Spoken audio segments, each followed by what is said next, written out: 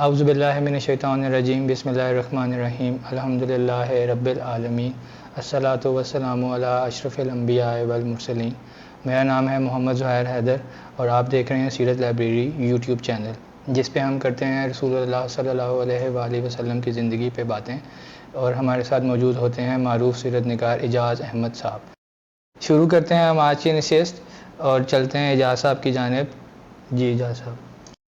زہیر، ابھی آپ نے بات کی کہ ہم شان نزول پہ قرآن کریم کی کچھ سورہ مبارکہ کی شان نزول بھی ڈسکس کریں گے۔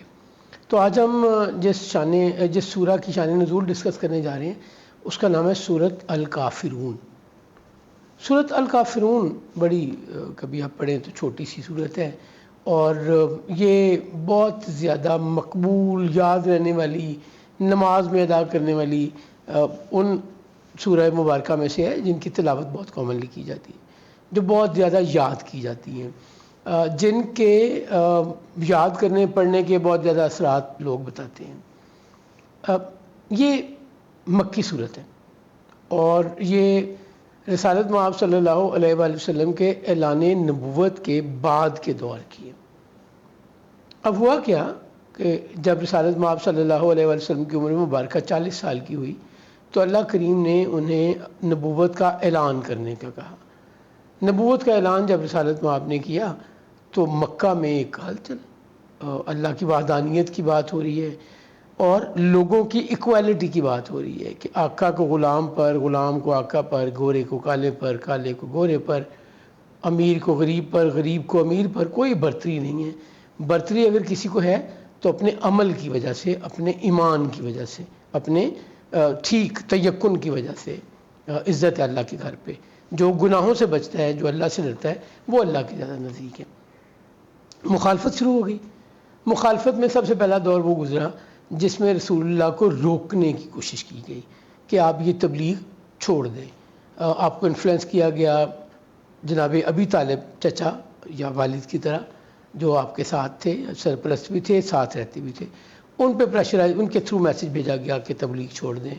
لالچ بھی دیے گئے کہ اگر آپ کو حکومت چاہیے تو حکومت دینے کو تیار ہیں، اگر کہیں شادی کی خواہش ہے تو وہ کرنے کو تیار ہیں، دولت چاہیے تو ہم دولت اکٹھی کر کے اتنی دے دیں گے کہ سب سے امیر ہو جائیں گے، سرداری چاہیے تو ہم سب اپنا آپ کو سردار مان لیں گے۔ جس کے جواب میں رسالت مآب کا بڑا مشہور ڈائلاگ ہے کہ اگر یہ لوگ میرے ایک ہاتھ پر چاند اور دوسرے پر سورج بھی رکھ دیں تو میں اللہ کریم کی حکم کے مطابق اس کے دین کی تبلیغ سے باز نہیں آؤں گا، یہاں تک کہ میں دنیا سے چلا جاؤں یا میری زندگی کی مہلت ختم ہو جائے۔ اب وہ پریشر پہ پریشر کر رہے ہیں اسی، اور پھر جو غلام ایمان لاتے ہیں وہ ان کو کہتے ہیں کہ تم ایمان لے آئے ہو، اب ہم تمہاری زندگی موت سے بدتر کر دیں گے۔ وہ انہیں اتنی تکلیفیں دیتے ہیں، ان کو مارتے ہیں، ان کو جلاتے ہیں آگ سے، ان کے جسم جلاتے ہیں، ان کو سخت دھوپ میں 50 ڈگری میں تپتی ہوئی ریت اور تپتے ہوئے پتھروں پر لٹا کر ان کے سینے پہ پتھر رکھ دیتے ہیں، ان کے گلے پہ پاؤں رکھ کے کہتے ہیں کہ انکار کرو۔ یہ ان کی جد و جہد، یہ ان کی کوشش جاری ہے کہ کسی طرح وہ رسول اللہ صلی اللہ علیہ وآلہ وسلم کے دین کو پھیلنے سے روک لیں، بٹ کوئی حربہ ان کے کام نہیں آ رہا۔ کبھی وہ آ کے رسالت مآب سے بڑی محبت اور دوستی میں بات کرتے ہیں کہ ہماری دوستی، ہمارا unity of Mecca, unity of tribes یہ خراب ہو رہی ہے تو یہ کام چھوڑ دو۔ کوئی چارہ نہیں چل رہا۔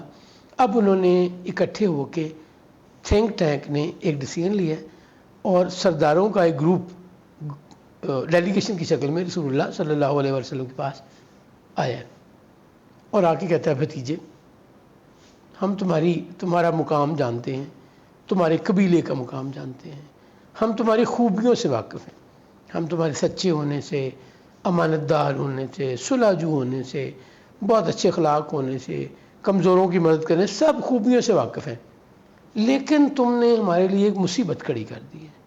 تم نے مکہ میں ایک مصیبت کھڑی کی ہوئی ہے اور ہماری آپس کی یونٹی ختم ہو گئی، مکہ کا امن خطرے میں آ گیا۔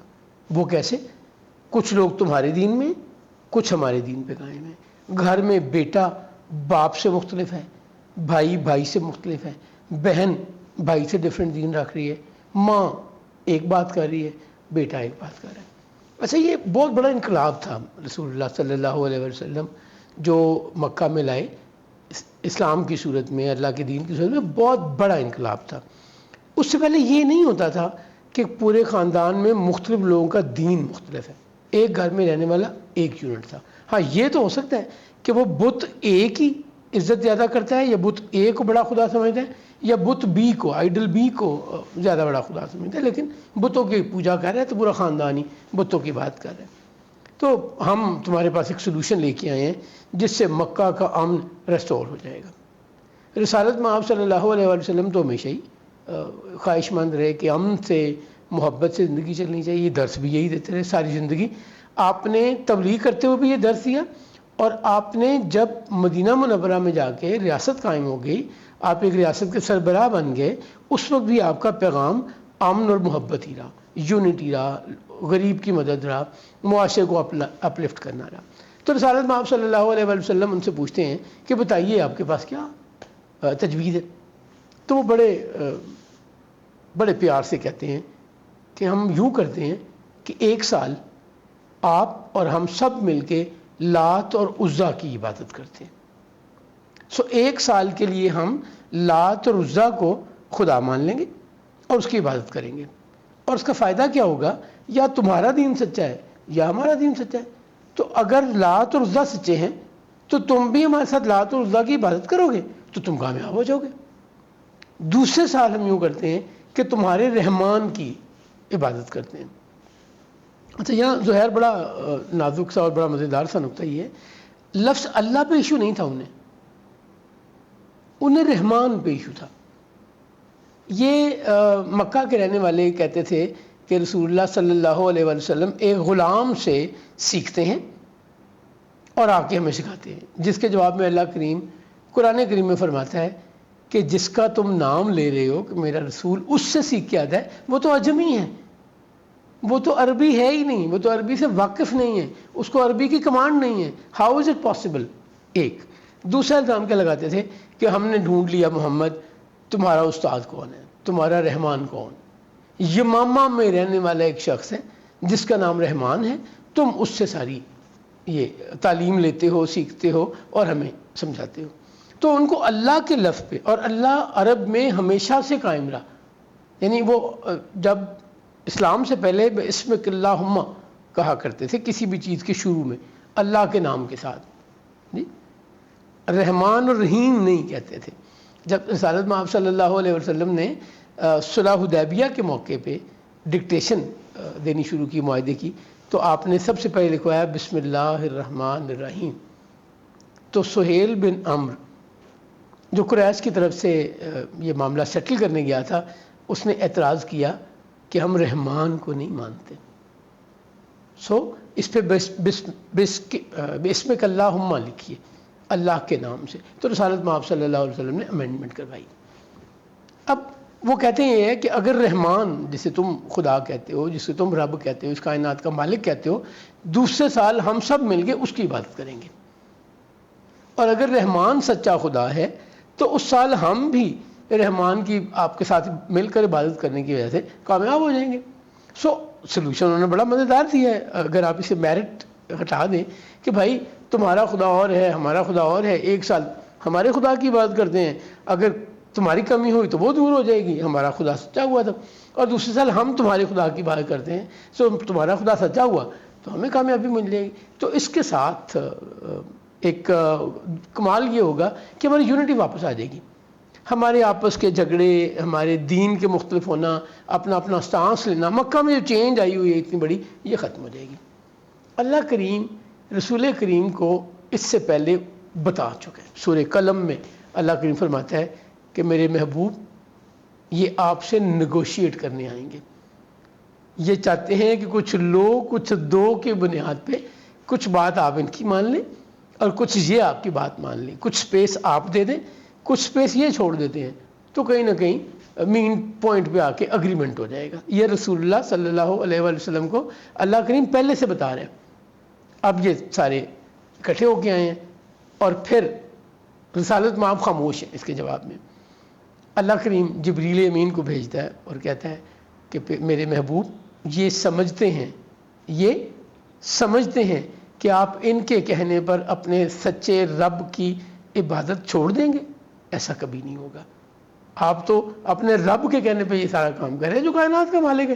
سو یہ نہیں ہو سکتا کہ آپ یہ سارا کچھ چھوڑ دیں اور دین کی تبلیغ نہ کریں، سچ کی تبلیغ نہ کریں. اب یہ آفر کر کے رسول کریم صلی اللہ علیہ وآلہ وسلم کو چلے گئے ہیں. اب رسالت مآب صلی اللہ علیہ وسلم کو اللہ کریم ایک دفعہ پھر جبریل کو بھیجتا ہے کہ جاؤ میرے محبوب کو میرا پیغام دے کر آؤ. وہ پیغام کیا ہے؟ وہ پیغام تھا سورہ الکافرون. کل یا ایھا الکافرون، پیارے محبوب آپ کہہ دیجئے انکار کرنے والوں سے، جی نہ میں تمہاری رب کی عبادت کروں گا، نہ میں تمہارے خدا کی عبادت کروں گا، نہ تم میرے خدا کی عبادت کرو گے. سوری کل یا ایھا الکافرون، اے محبوب آپ کہہ دیجئے انکار کرنے والوں سے، نہ میں اس خدا کی عبادت کرتا ہوں جس کی تم عبادت کرتے ہو، اور نہ تم اس کی عبادت کرتے ہو جس کی میں عبادت کرتا ہوں. بڑا کلیئر، یعنی جو وہ پروپوزل لے کے آئے ہیں اس کو ری ایٹریٹ کرتا ہے اللہ کریم کہ میرے محبوب آپ کا رب اور ہے جس کی آپ عبادت کرتے ہیں، اور انکار کرنے والوں کا، کافروں کا رب اور ہے جس کی وہ عبادت کرتے ہیں. اور پھر یہی بات دوبارہ دہراتا ہے فیوچر کے لیے. پہلے فیکٹس اللہ کریم نے ٹیبل کر دیے، اور آپ ان سے کہہ دیجئے کہ نہ میں اس کی عبادت کروں گا جس کی تم عبادت کرتے ہو، یعنی بتوں کی، جھوٹے خداؤں کی میں عبادت نہیں کرنے والا، اور نہ تم اس کی عبادت کرو گے جس کی میں عبادت کرتا ہوں. اب یہاں اللہ پریڈکشن دے رہا ہے. پہلے فیکٹس بتائیے کہ تم اپنے خدا کی عبادت کرتے ہو، میں اپنے خدا کی عبادت کرتا ہوں. اب فیوچر بتا دیا کہ نہ فیوچر میں تمہارے خدا کی عبادت کروں گا، نہ تم اپنی ضد اور ہٹ دھرمی کی وجہ سے سچ جانتے ہوئے بھی میرے خدا کی بات کرو گے. تمہارے لیے تمہارا دین، میرے لیے میرا دین.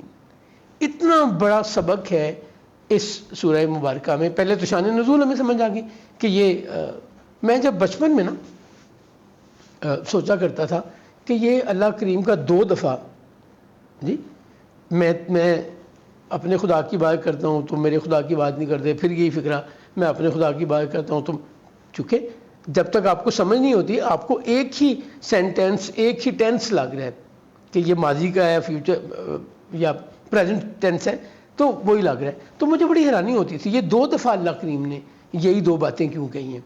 تو جب اللہ کریم نے کچھ علم دیا، کچھ رہنمائی ملی، پڑھا، استادوں سے سیکھا سمجھا، تو کلیئرٹی آئی کہ پہلی دفعہ اللہ کریم اس وقت کی موجودہ حقیقت بتا رہے ہیں، اور دوسری دفعہ فیوچر پریڈکٹ کر رہے ہیں. اور کتنا خوبصورت سلوشن دے رہے ہیں، تمہارے لیے تمہارا دین، میرے لیے میرا دین. یعنی میں آپ سے جھگڑا نہیں کروں دین کے لیے، میں آپ کو سمجھا رہا ہوں، یا آپ مجھے سمجھا رہے ہیں کہ ٹھیک دین پہ آ جاؤ، اللہ کے دین پہ آ جاؤ، اور میں نہیں مان رہا. آپ نے اپنا فرض پورا کر لیا. اب آپ کے پاس یہ اختیار نہیں اللہ نے دیا آپ کے، میرے پاس، لوگوں کے پاس، کہ آپ مجھے صرف اس وجہ سے قتل کر دیں، مار دیں کہ میرا دین مختلف ہے. میرے لیے تو اللہ نے سزا رکھی ہوئی ہے نا.